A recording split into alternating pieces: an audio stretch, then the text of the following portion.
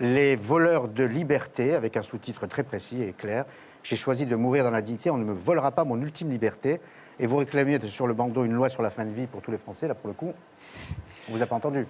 Oui, mais enfin, on voit bien que ce débat revient globalement tous les 3 mois. Ça veut donc déjà dire que la loi Leonetti, qui est là depuis 6 ans et dont on nous dit qu'elle n'est pas connue, une loi qui n'est pas connue au bout de 6 ans, ça veut dire qu'en fait, elle ne fonctionne pas. Parce qu'on sait très bien, quand on vote une loi, qu'elle est bonne, elle est immédiatement mise en application, les gens s'en emparent, les soignants, donc on voit qu'il y a aujourd'hui un problème. Et si ce débat revient toujours, c'est bien parce que les Français veulent leur ultime liberté, et je crois, comme vous le disiez dans votre sujet, ça va être un des sujets de la campagne des présidentielles, comme d'autres sujets de société. Mais que s'est-il passé au Sénat? Parce que dans un premier temps, à partir du moment où la Commission s'est mise d'accord avec des sénateurs de toute tendance, on a pensé que voilà, ça allait suivre. Alors, qu'est-ce qui s'est passé? Il y a eu un blocage qui est venu de Matignon, c'est ça?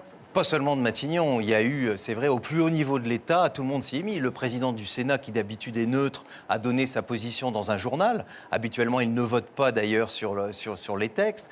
Matignon, on a vu l'AP-HP, ce qui est d'ailleurs incroyable, un espace éthique de l'AP-HP qui a envoyé des mails à tout le monde. Moi qui suis patient de l'AP-HP, j'ai dû recevoir une trentaine de mails me demandant de m'opposer à ce texte-là. On voit que tous les moyens ont été mis, et c'est vrai que ça a impressionné. Vous savez, moi quand j'ai regardé les résultats du vote, je me suis rendu compte qu'il y avait des sénateurs, membres de l'association pour le droit de mourir dans la dignité. Il y en a même un qui nous avait envoyé un don il y a quelques jours et qui a voté contre ce texte. Il y a des élections sénatoriales, comme vous le savez, dans quelques semaines. Je crois qu'ils ont eu peur et c'est dommage parce que ce texte dépasse les clivages politiques. Et je ne comprends pas qu'on ait voulu politiser, et je pense que ça se retournera comme un boomerang contre le Premier ministre et certainement une partie de sa majorité, à moins que d'ici là, ils réfléchissent et qu'ils comprennent que cette question-là, elle doit dépasser les clivages politiques, et qu'une loi qui ne légalise l'euthanasie, c'est pas un permis de tuer comme on l'entend, je trouve ça scandaleux. C'est au contraire une loi qui protège ceux qui sont contre, parce qu'aujourd'hui on euthanasie des gens qui n'ont rien demandé. C'est en France qu'il y a des euthanasies légales, et c'est une loi enfin qui respecte ceux qui n'en peuvent plus de leur souffrance. Permis de tuer, dites-vous, voilà, vous ouvrez le débat. Il y a une dimension politique dont